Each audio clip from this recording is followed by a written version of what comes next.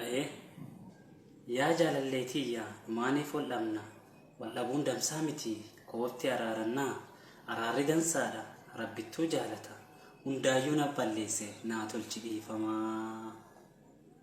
Eekisii wal dhabe nyaadhee natti hin goru. Dhiqadhee uffadhusi homaan irraan tolu. Kalee wal jaalannee waadaa walii gallee silaa ana ati wal dhabiisaa mallee. Si'in gargar baanaan jiruun natti hadhooftee osoo guyyaatoo lafti dukkanoottee tadhiitiin bariitu tabariitiin dhiitu nattuu si balleesse naa lakkisitiru. Nama hin ceesisu lagni gibee guutee urgeeffadhee hin quufu foolii teeti suufee si malee hin garree ambareedduu ijaani si qofa jaaladhe ijoollummaa kiyyaanii. Nyaata qaaraa hin nyaanne garaa koo gubadhee awwaan yakkin beeku badii koo fudhadhee dogongora kiyyaa anuu sirreeffadha deebi'ee si yakku caaltuyyoo lammoo eegeerdha. Baay'ee na boochisa tapha wajjin taphannu gargabbaanan se'u gaafa wal jaalannu guyyaa wal dhabneendaa bilbila cufattee adaati dhugumaanii garaa kee kutatte. Garaa koo gubadhee sammuun koo dhibamee doktoriin na laallaan dhibeen koo dhabamee yaada kenna miidhee dhibee biraan qabu osoo wal dhiisuu baanne hin dhibamu anuu.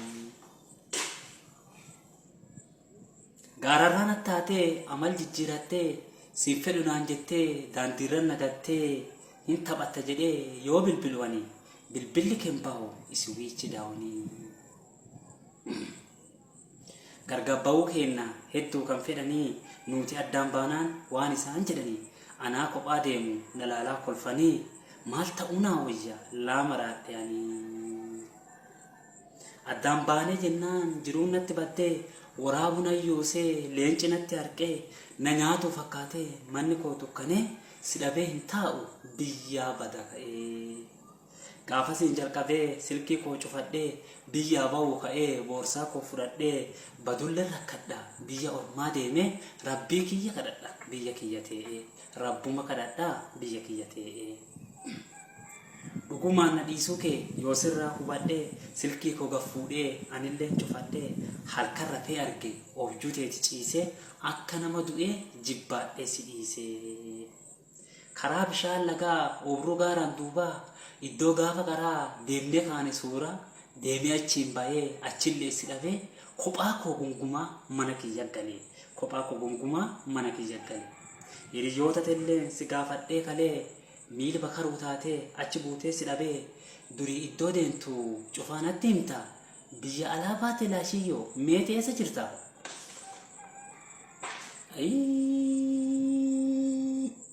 Guyyaa si wal dhabe onneen koo xuraa'ee dambi natti hadhaa'ee aanaan nan bushaa'ee maal ta'uu naa wayyaa jedhee samii ilaalee galiisaaf kanaan mana koo wallaalee.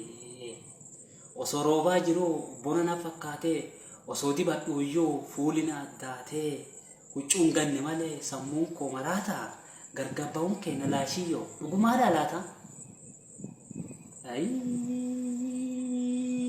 Wanta hin beekne kalee na barsiistee jaalaltii mi'ooftuu sammuu na qabsiistee qalbii kiyya seentee onnee na qubattee ganaadha jaalaltiin yoomittuu dhumafte. Guyyaa walitti dhufnu keessa koo gaafadhee bareedduuwwan hedduu dhiisee si jaaladhee har'a na jibbitee na qabatta muuddii dansaan si qofaa miti maaliif goota widdii? Badii si balleesse homaa ofitti hin garree ati kana jibbituu fi na qabeenya hin qabne fayyaawwanni guddoon hiyyuu homaa miti maalirraa si sobadha deema achi hiti. Booyessi kadhadhee naa lakkisuu dittee lammoo nan barbaadin silkii kee bilbiltee akkanatti nafu allee rabbii qaba dansaa kanaa caalu sii baasuuti jabaa. Homaa narraan qabdu homaa sirraan qabu ana dhisuu keetiif hin gaabbita garuu sii galtee dhiifamaaf yoo dhuftu halaala onneen koo cufatte balbala araaraa. Silkii kiyya fuudhee halkan waarii taa'ee galaarii keessa seenee fuuldura keeti ilaalee an dubbadhu jennaan dubbachuu naa didee akkan garre lammoo paaswoordiin hidhee.